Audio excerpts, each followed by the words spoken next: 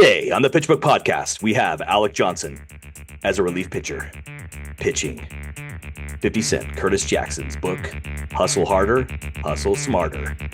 Batter up!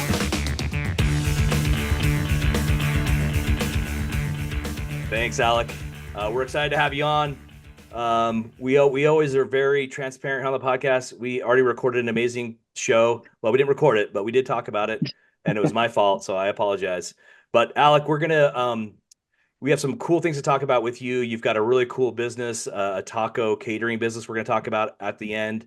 So stick around for that. And you also actually have a really cool kind of charity event drive that you do every year this time. And we're excited to hear about that. And kind of there's also a little co-promotion going on that we need to make sure everyone hears about. So stick around towards the end.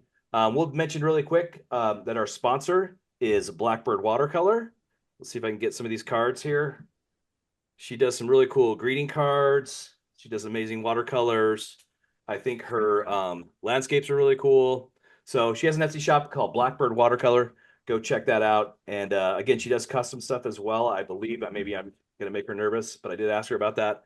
So hopefully we just flood her with requests. Anyway, we're excited to have you on. This is not a normal book. Let's first get to know how you even know who we are. I know you listen to the podcast, which makes me happy. How do you tell us a little bit about how you know Zach and a little bit about yourself? Yeah. So quick intro. Zach is awesome. Number one, I know him because my parents were best friends with his wife's sister. Yeah, right. Friends of friends. Yeah, Yeah, got it. And then I actually interned for Zach a couple years ago. I went the finance route for a while, and Zach taught me a ton. And so obviously staying close to Zach because he's very smart and I want to be successful. So that's how I know Zach. And yeah. All the things of what not to do is what you learned from me.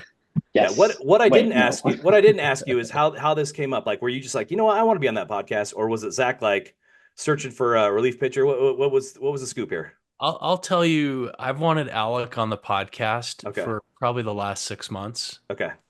And the reason why is Alec has this ability to, whenever you're around him, you just want to be doing whatever he's doing. He has For just sure. one of those personalities that draws people in. So I follow Uncle Al's Tacos on Instagram, and it's fun just to see the evolution from where it started out when you first came out with your logo. It's awesome. Which, by the Like, way, if you're not watching on YouTube, you can see the logo. It's amazing. just go look at the website, Yeah. unclealstacos.com. Yeah. You'll see this little dude, and then he's got some kind of a hat on. I don't know what It's that is. it's like the Mexican face it's Mexican culture, right? It's the face inside the jaguar, like Okay. the jaguar skin. Yeah. Okay. I thought maybe that was like some Peruvian thing or so. I don't know. But it started out with the logo, and then it's like progressed. For a while, I thought he could just sell shirts with this cool Yeah, I logo, wish. Yeah, for sure. and forget the tacos. But the tacos are awesome too. Yeah. So No, I yeah. just and I know Alec is an avid reader, and to come on the podcast, you don't have to be an avid reader, but when you're going through 2 to 4 books a month, you pick out high quality books, and so I'm really curious to hear about this book by 50 Cent. So Like, you basically said we got to get him on the podcast. I know he reads. It's funny, and And I let me pull just this book out. sidebar. There's a lot of our friends and family who I'm like, come on the podcast. They're all nervous. Alec, you've already done an unrecorded version, which I apologize for again.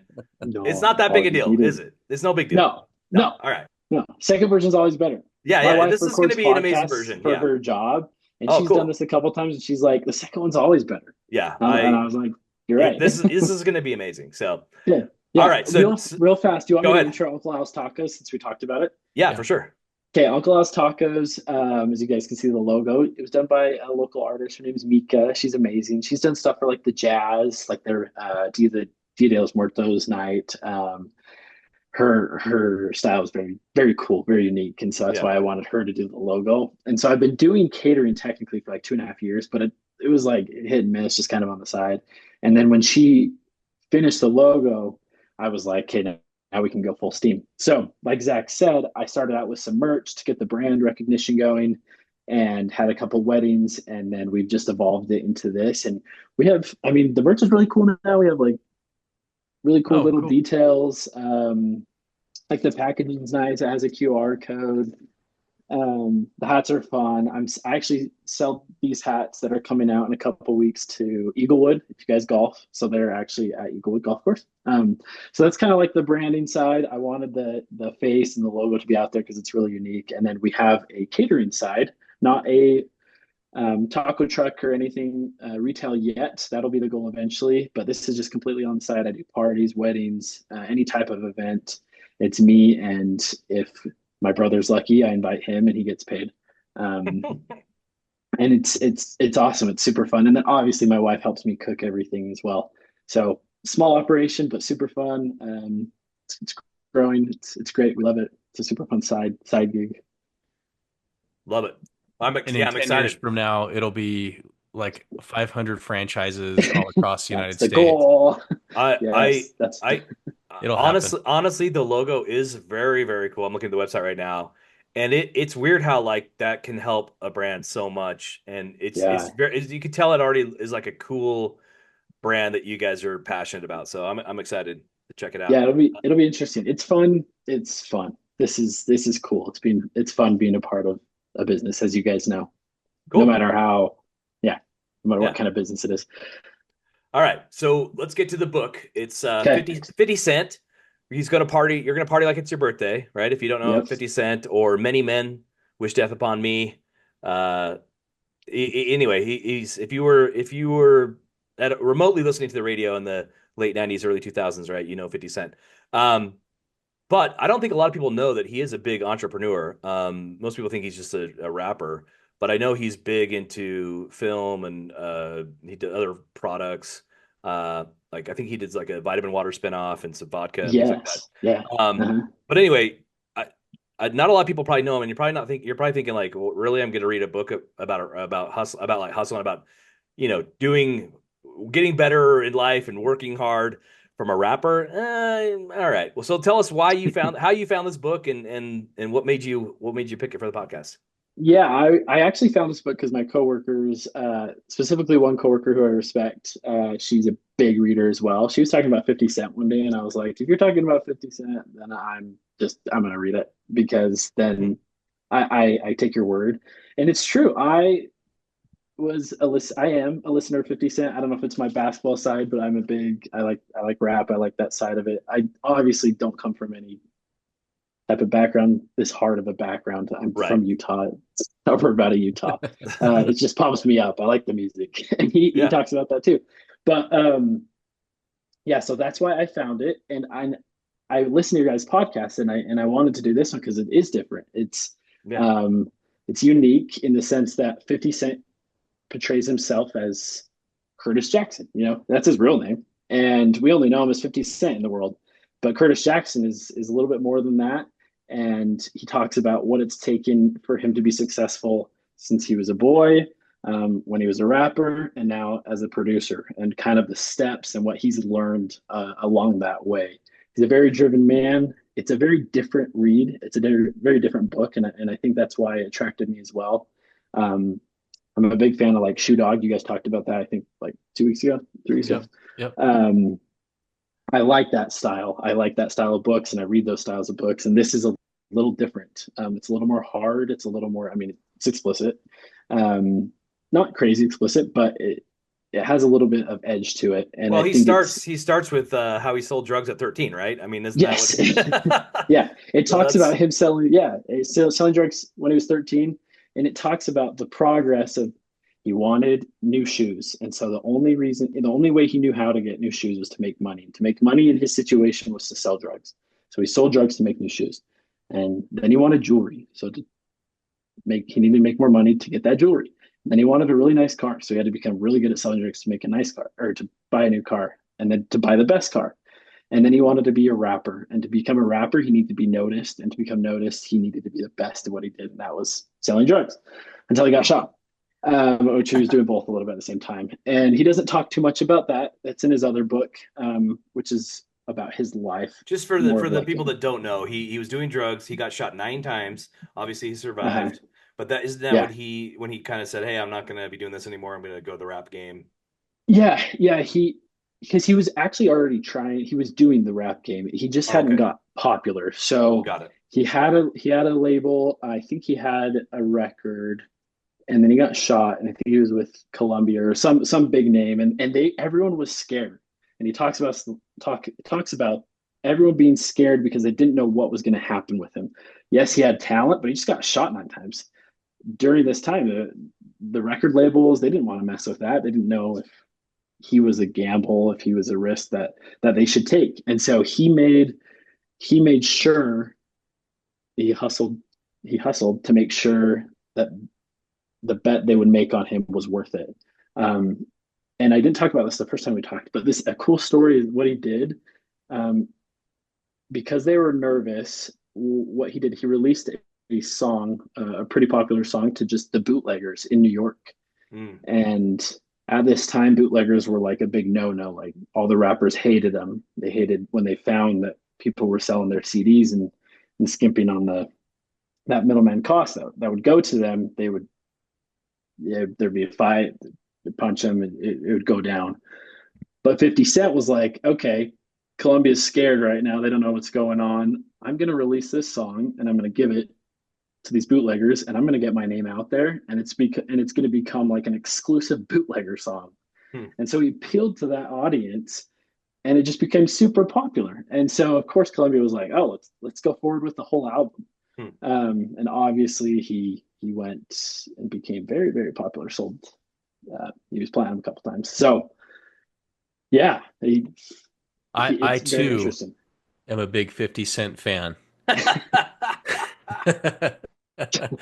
No, you mentioned he sings that song, "It's Your Birthday, We're Gonna Party." Is that right? Or "Go Shorty"? Is that the Yeah, yeah, song? yeah, Yeah, yeah, Okay. See, I know a 50 Cent song. yeah. yeah, You do. Yeah, exactly. yeah. Listen to it all the way. Just I like Zach's version of that, right? We are going to party like it is your birthday. We're going to drink Bacardi like it is your birthday. Go And that's Shorty. and that's why we don't do rap. We do podcasts. So We're from Utah. Yeah. yeah, exactly.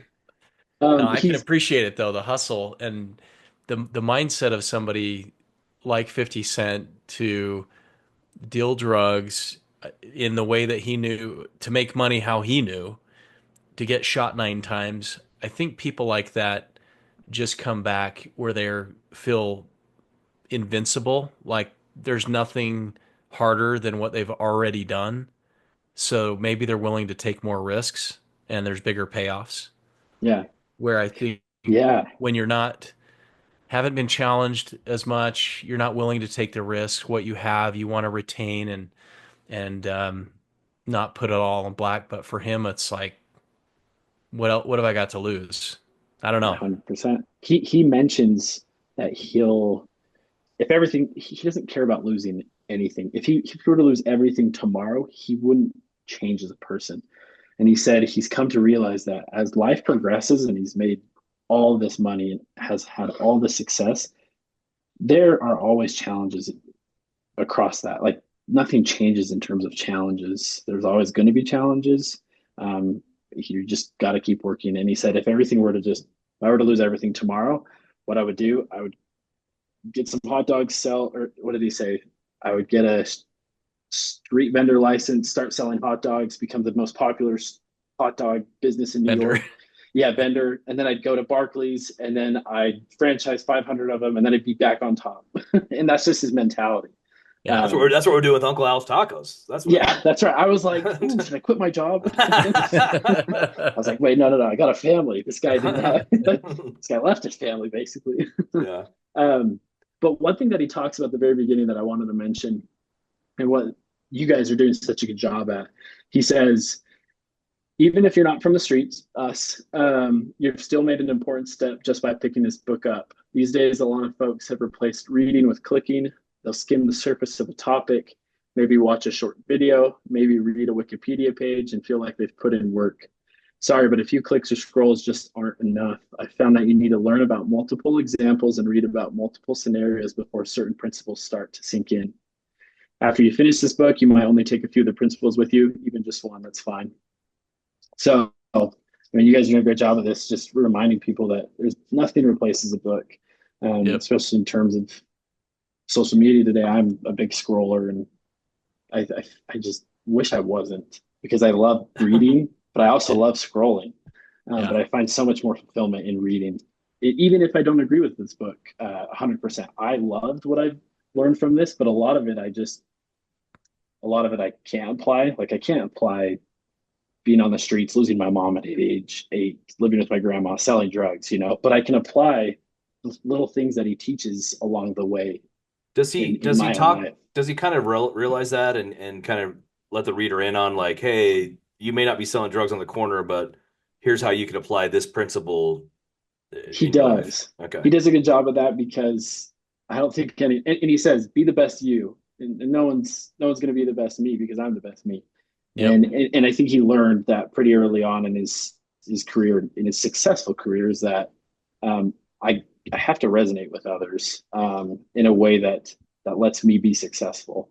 And so he teaches that, yeah, I went through these things, but this is how it can apply to you, which is helpful, which is cool because he's 50 Cent. He's a rapper. He's a really famous rapper, and he's super arrogant, but he also has some pretty good gems in there that I really appreciated. Mhm. Tell me That about. Oh, sorry. Is that were you gonna ask questions, Zach? well, just on the authenticity comment that you just made, there's a great quote by Naval Ravikant where he talks about out competing others by being you. No one can compete with Mm-hmm. Alec Johnson. Like I can't be like Alec Johnson. And if you can be the most authentic version of yourself, you're going to outcompete because there are a lot of people that I think try to be somebody else, try to pretend to be what you think other people want you to be, and it eventually it just crumbles and it's not successful. But if you just recognize this is who I am, and whoever I attract is going to stick with me in business and in life. What It's hard to remember that. you mentioned in the unreleased version of this podcast, he says pick a good crew, and when you mentioned that, I thought to myself like, okay, typically on the streets, a crew is not known for being a very good influence. Um, but it's interesting that he talks about how you have to have a good crew, and you'll get to this, but it reminded me a lot of like the people that get rich quickly because of athletics or popularity or acting, whatever it is, and they have a lot of people that are with their hands out because they've been with their friends since they were a kid or their family members, and they just feel they expect handouts. But he talks a little bit about that. Tell us a little bit about his crew and why he thinks it's important to have a good crew. Yeah. So for those listeners, I just want to touch on the things that he mentioned. So he goes over these points: be fearless, cultivate the heart of a hustler, build a strong crew, know your value, evolve or die, shape perception, don't be afraid to compete, learn from your L's, avoid the entitlement trap. So Matt's talking about the build a strong crew one. One thing that he brings up, he says, are they making a deposit in your life? And he says, there's one question you must ask about every person in your life, no matter how long you've known them. Does he or she ever make deposits into my life, or do they only make withdrawals? If the answer is withdrawals, then that's someone you need to distance yourself from immediately. There's a famous rapper that became very popular very fast. He had a lot of people asking for things, and at the beginning, he'd feel bad, he'd give it, and then they'd come back asking for more, and it was just a lesson learned so fast that no matter how much you give, if it's not earned, they it's I mean it's just hard to feel the worth of what you're giving away, and then even to receive it. I mean, they don't feel like, I don't know if I'm putting it into words, but if you're not making deposits into someone's life, then why do they owe you anything? Yeah, like Like what have you life learned doesn't from? owe you Yeah, anything. right. And Yeah, people, and you guys are so nice, and we're surrounded in this community. There's a lot of charitable folk, but most of the time, like life's pretty mean, and life spits at you, and um, sometimes we forget that, and sometimes we think that we're owed something when we're not. So he definitely hits on that point. Yeah. interesting. Do you have a favorite one of those topics or what? I mean, Yeah, I know it's on the spot. I don't know if you or maybe one or two that you really like. This one really resonated with me. yeah. The one, evolve or die. Okay. Um, I liked that one, and yeah, I liked that one. The Why? Build a Why? Strong Why? Crew was Okay. Why did you like the yeah, Evolve or Die? Evolve or Die, and I talked about this a little earlier, but I compared it to today's crypto prices. They're going crazy. And I mentioned to Zach that I had invested early as a college kid with some student loan. Me and my buddy had a professor that made a ton of money selling something crypto related. Him and his colleagues created at Stanford, and he told us that crypto would never be this low again. And he was right. We bought Ethereum at like $80 and Bitcoin at 7,000 bucks, and then we sold it for.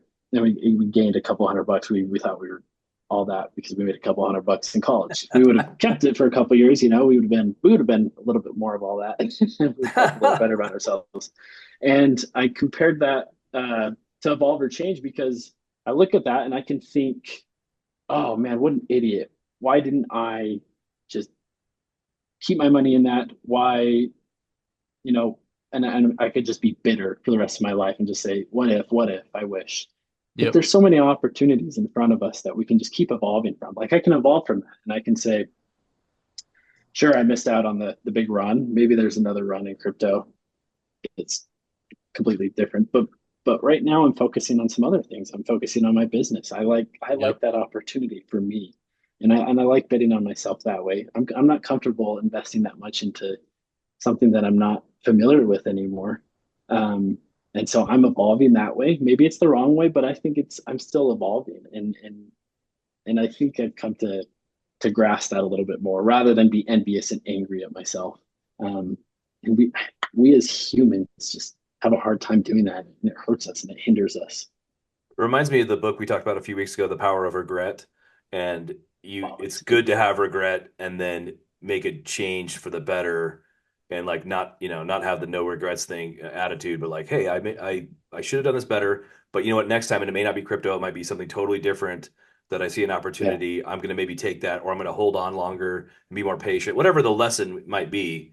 That's kind of what I'm taking away from that. So yeah, I think there's a lot of wisdom in what you just taught us there, Alec, that we can treat life as though there's just one step on the escalator. Oh, I missed that one. I guess I'm never going to go up the escalator. Well, there's like constantly, if you have the right mindset, there's opportunities coming. And for example, like this company, this business that you've started that's like right in the seed phases. And I just know you, so I know it's going to be big, it'll grow. And it's those first um, 10 years that are the hardest. And, when you're a multi-billionaire, and you've got franchises all over the world. People be like, "Oh, his life's so easy," yeah. and you're gonna think, "Really?" And you're gonna I think wish I I could back. was think like selling that. tacos out of the back of my car, you Yeah, know. And seriously. Uh-huh. the very first promotion I got was on a little known podcast That's called right. the Seriously, PitchBook yeah. Don't Mhm. forget us small promoters Never, here. never. But the evolver I'm building a strong crew. That's right. That's right. the Guys are evolve or cool. die concept, though, I mentioned this earlier, and it's really kind of stuck with me. This Darwinian thought that it's not the biggest animals or well, sometimes it's the biggest animals, but not necessarily. You don't have to be the biggest, you don't have to be the fastest, you have to be the quickest to adapt in life. So like when you take your L's, he says, being able to take that and say, Yeah, okay, I'm a learning machine. As we say in our practice, we either win or we learn. Friday or Saturday morning, I took my daughter to the climbing gym. There's this, she like, all belayer. She's 10 years old. And currently she's working on these 510D level. And it's hard for her. She gets halfway up the wall, gets tired, can't figure out the route to get up there.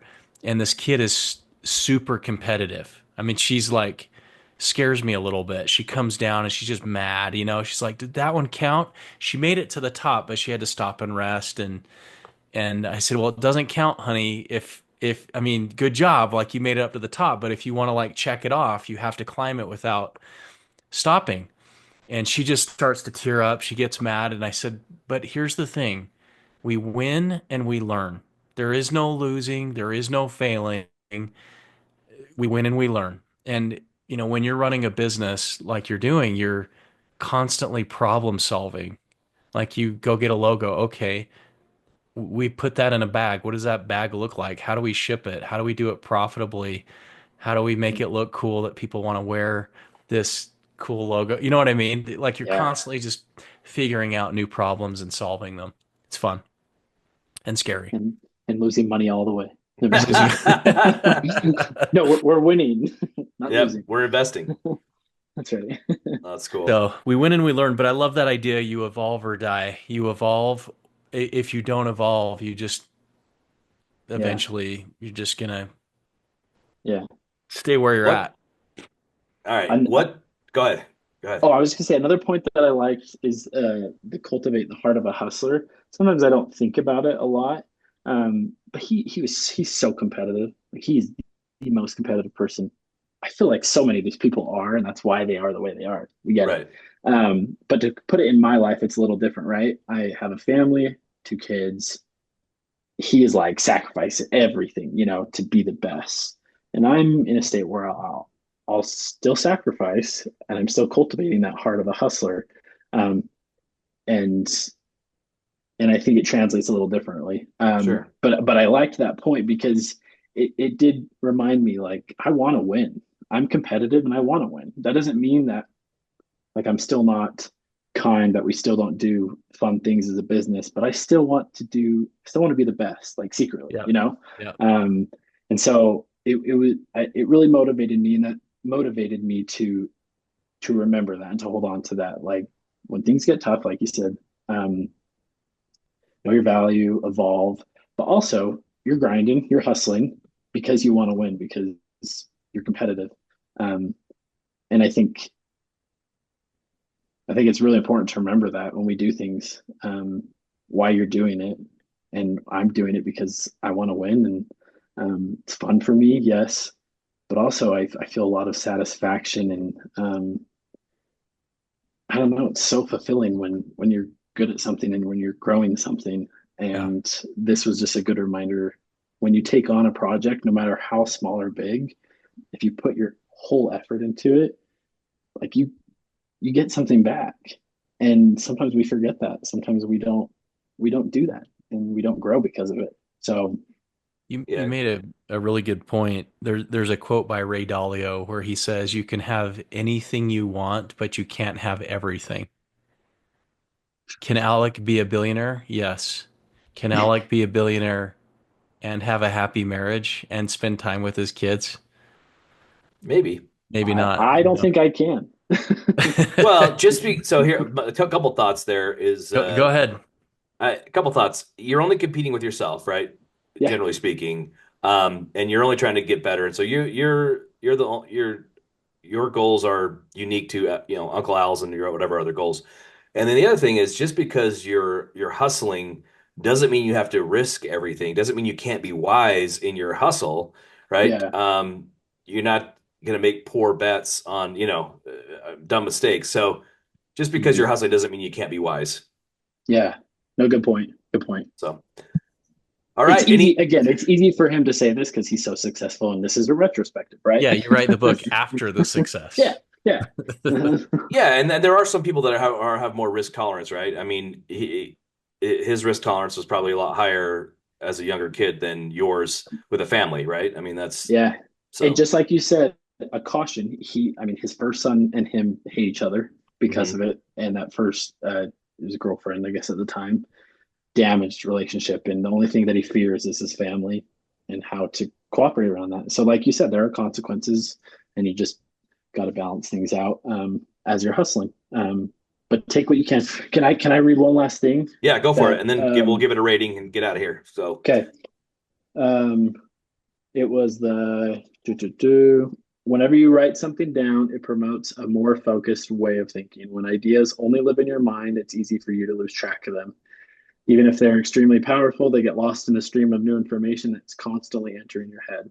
So, listeners, write that down. yeah, we had a debate that you guys missed out on, whether you should write something down physically, whether it's okay to put it in your notes app on your phone.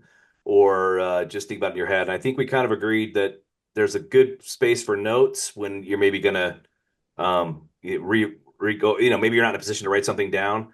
But we kind of all agreed that like the act of actually writing something down physically kind of tends to burn it into your brain, at least for me. So, Yep. And for me, it's like having put it in a messy place where it's out of place that you're gonna see it. You're gonna want to go through and clean and be like, what was on that? Oh yeah, it's right there. very good. All right. So what are you going to give the book? What rating are you going to give it? I said double, almost a triple. So the It's stand up double is what we call it. stand up double. Stand up double. Yeah. It's always interesting to get people's Which I uh feel like is not the best that I can give you right. guys, but No, and that's fine. I It's like that different. it's No, I different. like it. I do too. Yep. I think it's great. I think one of the things that Zach has talked about is how he was surprised at some of the things that I read. Um, just because I don't think he even realized there's this genre out there that, That's your you know, genre. Hey, yeah, that I didn't do a fiction book. That's good. yeah, I mean, fiction's fine. We people think we're anti-fiction. I'm not really anti-fiction. I love to watch my fiction, but I prefer to read nonfiction Yeah. personally, and that's just a preference. But if you want to come on and do a fiction book, that's fine. There's definitely certainly things to be learned from fiction, right? I mean, you can look at any Shakespeare play, and there's tons of interesting messages in Yeah, there. for And sure. anyway, so. Thanks for coming on. We really appreciate it. If anybody else Yeah. wants to come on the podcast, feel free to let us know. Zach has been wanting to get Alec on for a long time, and there's a lot of people who are kind of nervous to get on. But Alec, tell us what you thought about getting on the podcast.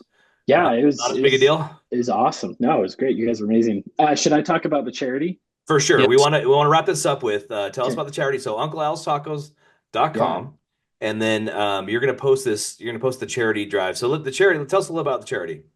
Yeah. So ever since I was a little kid, we've collected hats, gloves, and socks for children in need in our local school districts here in Utah. And so we're doing it again. This drive's 3 weeks. It lasts till November 20th. I'll post on unclealstacos.com as well the drop off locations. But next week we're doing something special with the tacos. It's drop off an item, bring in an item, so new socks, a hat, or gloves, and get a taco in return. So it's a pretty sweet deal if you ask me. And all those things go to children in need during these winter months. It's going to be a cold one, I think. That's what they You said. gotta you gotta tell us how you came up with the idea because it was so cool how you came up with the idea. Yeah, yeah. How So old were you? I was 8, I think. I was 8, and yeah, I was 8. My mom, or I asked my mom how kids play in the snow when they don't have like hats, gloves, socks, or snow clothes, and my mom said, "Well, they don't. They have to stay inside." And that just kind of created the idea of, well, we can help them out. So started in my mom or our neighborhood and my grandparents' neighborhood, and we just posted flyers on everyone's door, and everyone was so supportive, and we were able to drop off hats, gloves, and socks downtown to the children's shelter, and that was really cool too because that was my first time seeing that type of environment. I know we talked about this book, but as a young kid, as an 8-year old, not I wasn't exposed to that. I mean, I saw some kids smoking some cigarettes, and they were pretty young, and I was like, I don't know, kids can smoke, you know. Again, little sheltered. I've seen a lot now, but it was really cool, really eye opening, and we've had some really amazing stories. Kyle Korver of the Utah Jazz gave some socks one year. We were on the news another year, so just the community gets behind it. I'm a lot older now, so it's not as cute, but everyone still loves it, and such a great part of it. And drop offs are so fun, and no joke. The schools are so so thankful. Like it's crazy how much they need, and how appreciative they are. It's truly incredible. So, and it's just in our backyard. Yeah, I love it. And just for everyone, if you're bringing socks, make sure that they're new. You can't give your old ratty socks away. Sorry, guys. Yeah. But if they're socks, make sure they're new. We'll post, or you'll post the address and everything next Monday. That would be November 18th, in city of Sandy. We'll put Yeah. the address up there, and go donate some stuff. That's a really cool idea. And it's funny because my wife used to work at the local elementary school. And it's funny because I asked you this, like, why don't you do coats? And you said basically like everybody does coats. And that is the truth. Like my wife was saying, like, hey, we've got this, this coat thing, and we know, people need coats. They come to school without coats or whatever, and it's like there's these other things that aren't as obvious. So Yeah, I love we'll it. definitely take coats. Yeah, like you said, people. There's a lot of coat drives, and sometimes we miss these small things. She also was Um, saying that often with the coat drives, people don't realize that their coats don't fit their kids anymore and give them away till it's like too cold and kind of almost like, oh, we missed the it's time. over. Yeah, Yeah. So yeah, I love it. yeah. Perfect We try to timing. hit it before Thanksgiving. It's obviously going to get cold here in the next couple of weeks. So Yeah, very good. All right. Hey, thanks for Thanks, coming on Alec. the podcast. Really appreciate it. thanks, you guys. Thanks to Deja Vega for letting us use the music. If you want to come on and be a relief pitcher, reach out to us here at the podcast. Like, subscribe. Thanks for listening to the Pitchbook Podcast.